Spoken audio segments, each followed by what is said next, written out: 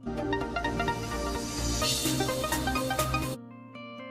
हम लोग सॉल्व करेंगे क्लास 9 के chapter surface area and volume की एक्सरसाइज 13.4 का क्वेश्चन नंबर 9।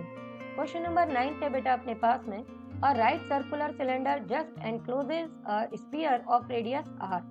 ठीक है, see the figure, find surface area of the sphere, cut surface area of the cylinder and ratio of the areas obtained in first and third part.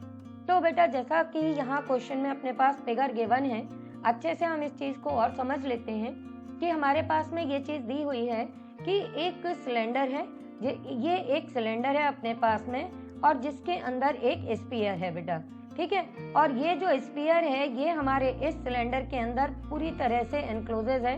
That means कि जो sphere है वो इस cylinder के top को भी touch कर रहा है बेटा और बॉटम को भी टच कर रहा है। तो जैसा कि आप लोग को फिगर देख के समझ में आ ही गया होगा, तो हमको सबसे पहले ये बताना है कि सरफेस एरिया ऑफ स्फीयर क्या होगा।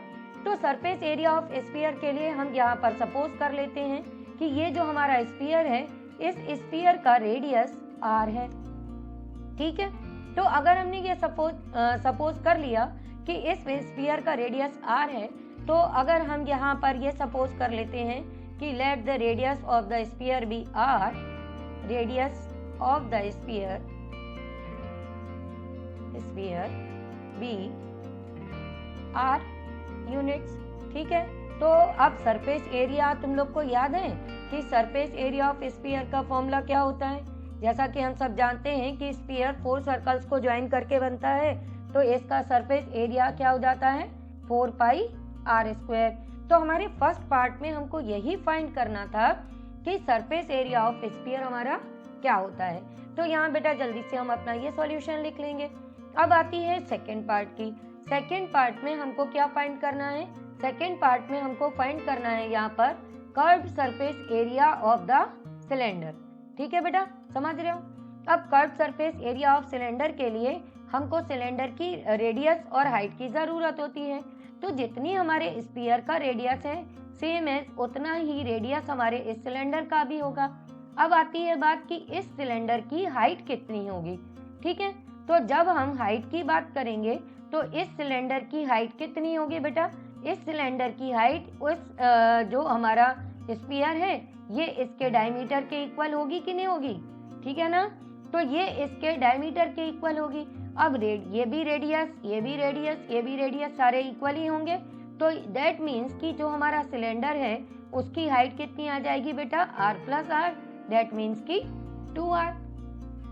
बस अगर इतनी सी चीज तुमको समझ में आ गई तो इस क्वेश्चन में अब हम फटाफट से इसका curve surface area of cylinder find कर लेंगे, क्योंकि हमको मालूम है कि curve surface area of cylinder का फॉर्मूला अपना बेटा क्या होता है, ये हमको मालूम है कि ये हमारा होता है 2 पाई r h। ठीक है, अब h हमने देख लिया कि यहाँ पर किसके इक्वल है बेटा, वो अपनी 2r के इक्वल है। हाइट अच्छे से समझ में आ गया ना, जो चीज अभी तुम लोगों के साथ बेटा डिस्कस की है कि यहाँ पर इसका रेडियस r है स्फीयर का, और ये स्फीयर हमारे इस सिलेंडर के टॉप और बॉटम को टच करता हुआ जा रहा है। तो इस सिलेंडर की टोटल हाइट इस स्फीयर के डायमीटर के इक्वल होगी, और डायमीटर अपना किसके इक्वल है बेटा 2r के इक्वल है। तो हाइट ऑफ द सिलेंडर भी 2r हो जाएगी। बस इतनी सी चीज को ध्यान रखना है, और इसको अब हम कैलकुलेट करेंगे तो देखो ये अपने पास में आ जाएगा 4 पाई r स्क्वायर। क्लियर हो गई बात। चलो अब करते हैं बेटा अपन थर्ड पार्ट। तो थर्ड पार्ट में हमको ये कहा गया है कि ये जो हमने फर्स्ट और सेकंड पार्ट में एरियाज फाइंड किए हैं इनका रेशो निकालना है। तो वो अब हम जल्दी से निकाल देते हैं कि यहाँ पर हम लिख देते हैं एरिया ऑफ फर्स्ट पार्ट और divided by area found in second part. ये अपने पास में इनका रेशो लिख देना। देखो फर्स्ट पार्ट में भी 4 पाई r स्क्वायर आया, सेकेंड पार्ट में भी 4 पाई r स्क्वायर आया। जल्दी से कैंसिल कर देना, 4 से 4, पाई से पाई, r स्क्वायर से r स्क्वायर, और अपने पास में आ गया बेटा 1:1। समझ गए अच्छे से। अभी भी कोई डाउट हो तो वीडियो के एंड में मेरा नंबर है, आप बेटा मुझे व्हाट्सएप करना, मैं आपका डाउट क्लियर कर दूंगी। ठीक है बेटा।